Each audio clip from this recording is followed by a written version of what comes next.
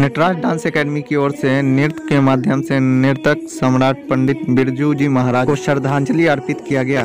यह कार्यक्रम ऑनलाइन के माध्यम से फेसबुक पर लाइव आकर उनके द्वारा कोरियोग्राफर किया गया। फिल्मों के प्रसिद्ध गानों के वरिष्ठ नर्तक श्री मोहित खंडरवाल जी अपनी प्रस्तुति से श्रद्धांजलि अर्पित किए।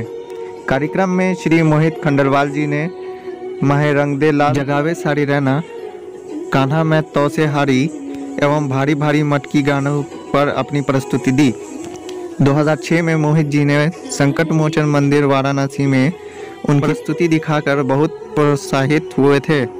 तभी से उन्होंने क्लासिकल सीखना और प्रस्तुति देना शुरू कर दिया था।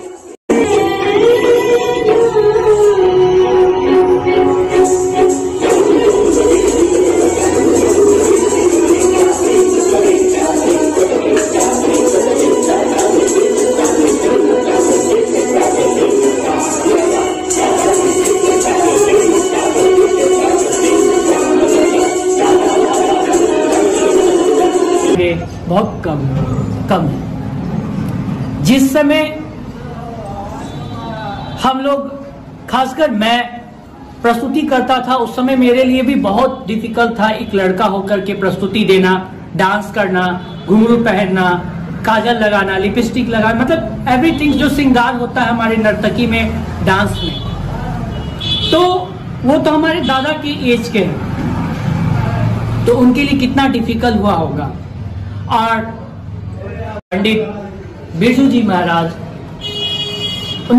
उनका परिवार कई वर्षों से नर्तक के रूप में राज दरबार में प्रस्तुति देते हुए आए, और आज उनके कला के आगे चाहे बॉलीवुड हो, हॉलीवुड हो या विश्व का कोई भी ऐसा संस्था हो कला का, चाहे कोई भी इंस्टीट्यूट हो आर्ट एंड कल्चर का, वो सब शोक मना रहे हैं। उन्होंने अपने कला से कई व्यक्ति को प्रोत्साहित किया, रोजगार दिया, सम्मान दिया। जितना ही बात बोला जाए वो बहुत कम है। मैं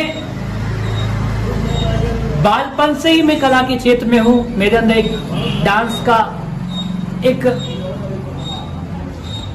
डांस करने का एक गुण था। जब भी कोई गाना बजता था तो मैं नाचने लगता था, और कई वर्षों तक तो मैं सिखाता भी था। एक कोई घटना था हमारा, जिसके कारण मैं बनारस गया था। संकट मोचन मंदिर है बनारस में, बजरंगबली जी का। उस मंदिर में पोस्टर सब लगा हुआ था कि पंडित बिरजू जी महाराज आ रहे हैं। तो हमने बोला कि पंडित बिरजू जी महाराज कोई कथावाचक होंगे। जब मैंने उनका पोस्टर देखा तो वो मुद्राओं में थे। तो मुझे आज भी याद है ये मुद्रा था, और मुद्रा में थे स्माइल करते हुए। बोले अरे तो दादा की क्या नाचेंगे।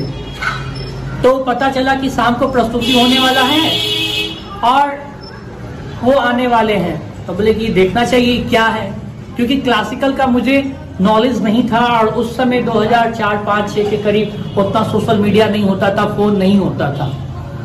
तो मैंने उनका देखा था प्रस्तुति, और वो गुरु वंदना से स्टार्ट किए थे। वो अभिनय, उनकी आइज का राइट लेफ्ट लेना, आइज का एब्रो से बात करना, आंख से बात करना, लिप्स से, मतलब जैसे लग रहा था कि एक तबला